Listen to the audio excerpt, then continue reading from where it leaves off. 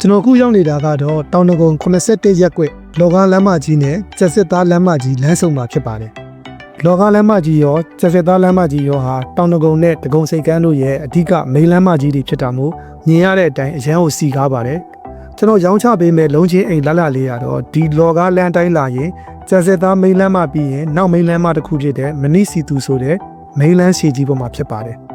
ဒါလောကလမ်းမကြီးနဲ့မနီစီတူလမ်းမကြီးစုံတဲ့လမ်းဆုံမှာရောင်းချပေးမဲ့အိမ်လေးကဒီလမ်းပေါ်မှာပါ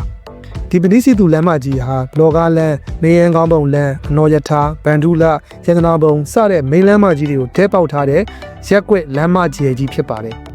ဒီအိမ်လေးကိုရောင်းချပေးမှဖြစ်ပါတယ်ခင်ဗျာမြင်ရတဲ့အတိုင်းရက်ကွက်ကတက်ဆင်းတက်ရက်ပြီးတော့လမ်းနေထားရက်ကွက်အနေထားအရန်တာပါတယ်ဈေးနှုန်းလေးကလည်း3300တဲနဲ့ရောင်းချပေးမှဖြစ်ပါတယ်ဈေးတန်းလေးကလည်းမှန်ပြီးတော့နေရာလည်းကောင်းတယ်အိမ်ကလည်းကောင်းတယ်စာပေးစာတန်းကလည်းစီပင်အိုးဝင်စစ်ပြီးတော့ပါမစ်မူရင်းချမ်းဖြစ်ကမို့လို့ကျွန်တော်ရဲ့ဝယ်သူတွေကိုရစီချင်လို့ကျွန်တော်တိတိကျကျလေးအထက်ဖက်ကိုလိုက်ပြပေးပါမယ်ခင်ဗျာ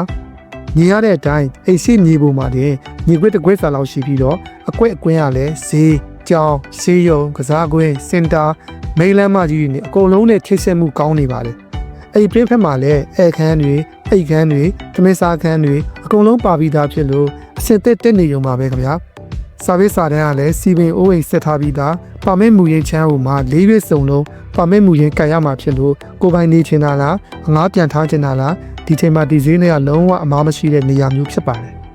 ဒါမျိုးအကွက်အကွင်းတွေလမ်းတာတာတွေစာပေးစာတန်းပြည်စုံတာတွေဟာနောက်တစ်ချိန်မှာကျိုးမြတ်များစွာရစေမယ့်အဓိကချက်တွေဖြစ်တာမို့စိတ်ဝင်စားတယ်ဆိုရင်တော့အခုပဲမယောင်းခင်ကမြက်အောင်ဝယ်နိုင်ဖို့အကျိုးတော်ဆောင်နဲ့ဆက်သွယ်လိုက်ပါခင်ဗျာ